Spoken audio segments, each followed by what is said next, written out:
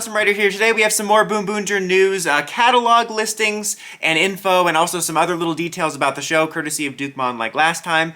I'm going to go over the toy listings first and talk about that, and then talk about some of the details we've gotten about the show. So let's get started.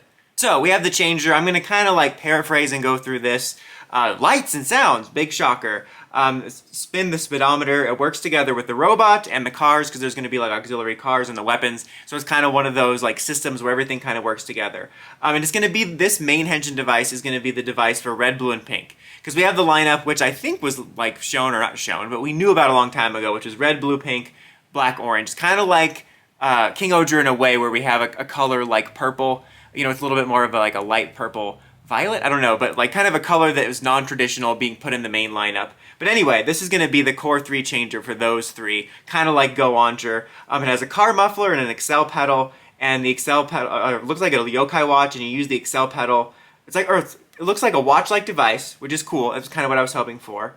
And you can detach the changer from the wristband by pressing the Excel pedal, and you spin it kind of like the Excellular from Go-onger, and it has a pin recognition system in it. And it can also be like attached to the robo. It can be attached to the handle. It says Boom Boom handle to activate handle mode. So yeah, I'm actually looking forward to this. Like I said, I think in my previous video, I was hoping for like a henshin changer, and this one sounds like it might be kind of fun. Or henshin changer, a watch changer, excuse me. But I might be kind of fun with like the way it works, and like not just more than like, oh, it's just a watch that presses buttons. So it sounds like it'll be fun. You know, it's just kind of nice to have a non-weapon one. But we also get the best of both worlds, Hannah Montana style, because we also have the change axe, which is going to be black and orange's henshin device. Sounds pretty self-explanatory, kind of like between these rod and axe modes, kind of your standard weapon changer. So that's nice. Have we had an axe changer before? I don't think so, but regardless, I like that with this kind of team split, you can kind of have, like I said, the best of both worlds where you get a like more traditional changer and a weapon changer. And then you have the handle weapon, which like predicted sounds like it's a steering wheel-like weapon, and as I mentioned in the previous things, looks like it's going to work together with it. And then you have the main robo, which is going to be, like the main formation is going to be made up of reds, which is a trailer, blue like an off-road vehicle, and pinks, which is a wagon. So one of those ones that has kind of like a core 3 bit. It has like a gate mode where you can store all the cars in it, which I guess is kind of cool. It has 8 joints where the boom cars can be attached. Head, chest, arms, legs. And apparently the most interesting thing about this is that the Mecha is also going to be their partner. It just says the Boomboomger's partner, so meaning all of them. So maybe kind of like a mascot buddy, which is interesting because it's not just like one for like red or one for all of them. It's just the one for all of them, which is actually kind of interesting. I'll be interested to see how that character is. And then you have the various sets. You have the set that'll come with like the changer and the robo and a supercar. You have the police set that comes with with Boom Black's Pato Car and Pato Car 2. You have the builder set that comes with Orange's shovel and dozer. You have the night set, which has a classic and pink car. So basically you have all these different car sets, which are like the auxiliary mecha. It sounds like that's kind of the gimmick this year. It's not like so much a gimmick like a key or a disc or whatever. It's going to be the auxiliaries, kind of going more all in on that. Some more interesting details. This was just kind of an expansion on what we knew before, which was like, oh, changer and mecha, just a little bit more detail on how they work. I'll give some more thoughts on that at the end, but again, more little detail about the show is apparently, according to Dukemon, it says that this series is kind of like some people have speculated, which is unfortunate. You'll get to it in a minute. Let me just say what it is that it's going to be looking to aim a little bit younger, just because the idea, I guess, is that every so often they reset to make Sentai be like more childish, and then they age up with the audience to a certain level, and then stop and reset to gain the new audience. So it might be a little bit more silly and childish, which again, it's unfortunate, not necessarily because like Sentai's a kid's show. It's a kid's toy commercial. That's not necessarily unfortunate. There is something unfortunate about that, which I'll get to, but it's unfortunate because I was like mildly annoyed that people were already reviewing the show based off of the name and logo. Like, God, this is gonna be the worst Sentai ever. It's childish. It's like, dude, it's a logo. It's a name. How did you just review the show? It kind of reminds me how people had already submitted reviews of Cosmic Fury before we had seen a single frame, but it sounds like it will be a sillier show. It did sound kind of Go-onger-ish, but speaking of, apparently the Go-onger and ToQger teams will appear in the show at some point, which I have obviously extremely mixed feelings about. And there was something also about like the person that saw this was like initially it says they were taken back by the suits but then got used to them. That sounds like almost every reaction to Sentai suits we've ever seen is like, I mean, sometimes there's some that are pretty like normal, like you know what I mean, like run of the mill, but most of the time you'll get like extreme reactions or like, oh that's odd, but then you'll come around to it. They said that the helmets resemble Akiba Red's eyes with a tire down the helmet. The suits are mostly white with this speedometer design and their personal colors. A lot about the way the suits look in terms of the suits sounds like it's going to be Go-onger-esque, like I kind of like. I always like that kind of white base suit with the colored accents, which I think is interesting. So my thoughts on some things. Just some quick thoughts on the toys. You know, I'm interested to see how the cars look. I just can't get excited for auxiliary car gimmicks, just so I'll see if they look really cool. I might dive into them, but right now, just based off of knowing me, I'll probably just dive into like the main mecha and the changer and stuff. Like I said, I'm very happy we kind of get to have the best of both worlds with a nice regularish changer and a weapon changer. And the regularish changer sounds like it might be fun functionality-wise.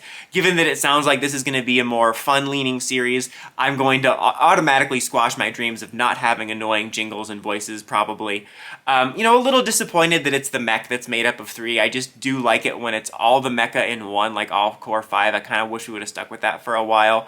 I do kind of think it's interesting that it seems we're going for that kind of Go-onger-esque team lineup where you kind of have like a core team of 3 and then 2 other characters to make like core team 2.0. I was just thinking the other week though that it would be really cool to eventually at some point get like a classic team of 3. Not in the sense that we would have a team of 3 for the whole show, because given like how the merchandising has evolved, I would find that to be impossible. But maybe something like Go Busters, where we you know, have like the 3 of them and then we get like 1 6 Ranger or a duo of 6 Rangers, or maybe even something like Ninja Storm where you have more of a clear core team of 3 and the other 2 that come in are more distinctly different and maybe show up a little bit later. Just, I kind of miss the core team of 3. This is kind of like Go-onger where, at least in my opinion, felt like a false team of 3. It's like it's technically a team of 3. Same thing with like ToQger to a degree. They weren't really advertised as a team of 3, but within the show, you know, you had that like core 3 transforming in the mecha, so I don't know. I find that to be interesting. We'll wait and see how it looks. Like I said, vehicle Sentai aren't always my favorite, although I am getting a little bit almost nostalgic vibes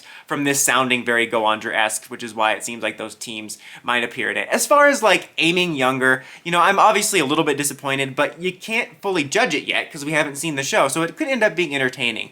I think my hope, like, for the most middle ground, I guess, hope for quality is that it's something like Go-onger. Like, Go-onger was a series that kind of sit right in the middle, where it's like, it leans a little sillier and more funny, and it's not necessarily my cup of tea, but it didn't like anger me or anything, and I found stuff to be like enjoyed in it. I think that was kind of a good mix of a series that aimed younger, but it wasn't super annoying, and I really hated it like Ninja, but it wasn't something like ToQger where I'm just amazed by it. Something that like will just be like, have stuff to find enjoyable with. But again, I'm going to reserve judgment until we see it.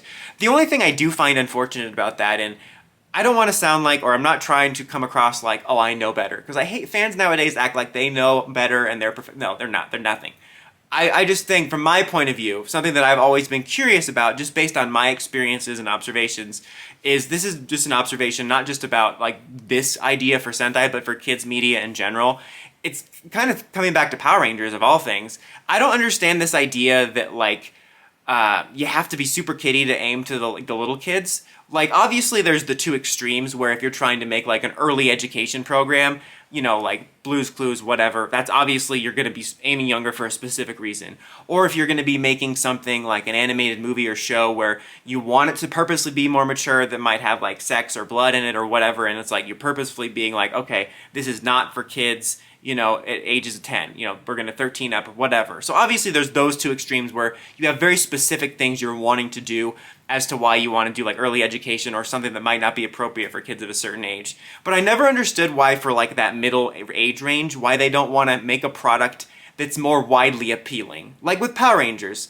Like, the things that I held on to and enjoyed the most from when I was younger, again, this isn't about, like, I think this is best for everyone, but this is just, I'm curious based on my observation of my taste and experience and others' experience that I've observed, is I think that those kid shows that age better and, you know, can have more long-term investment are ones that kind of appeal to everything, where you have enough of that base level, like, you know, action and color and explosion and excitement to get the little kids, and then you have some actual cool stories and deeper stuff for the older kids.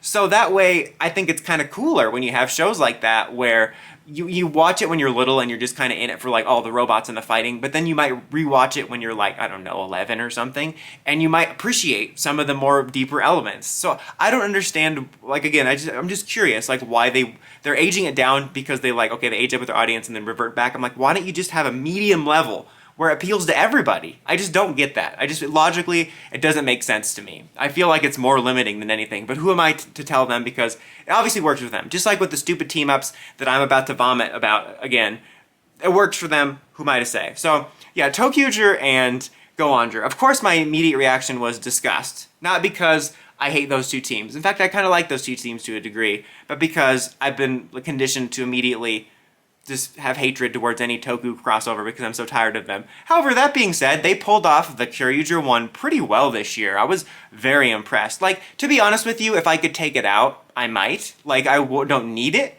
but they did it pretty well to the point where it was enjoyable. So I'm willing to give them the benefit of the doubt in that. I just hope it doesn't become, again, a regular thing. I want it to be something exciting. I want this to be Christmas again, and not Dawn's in Trouble must be Tuesday. But again, it's not my thing. If I could take it out, I would. But that being said, I'm willing to give them the benefit of the doubt because they managed to include it better. Now, I hope they're able to do that again. I hope they're able to include it in a way that actually feels natural, which would be really nice. What are your guys' thoughts? Are you excited for BoomBoomger? You know, how does this sound to you? How do you feel about the possible crossover? Yeah, I said that right. I thought I said it wrong. How do you feel about the possible crossover? Let me know in the comments as always. Until next time, don't forget to like, comment, subscribe, and climb the steps and ring that bell. See notifications for my videos. Dawson Ryder, signing out.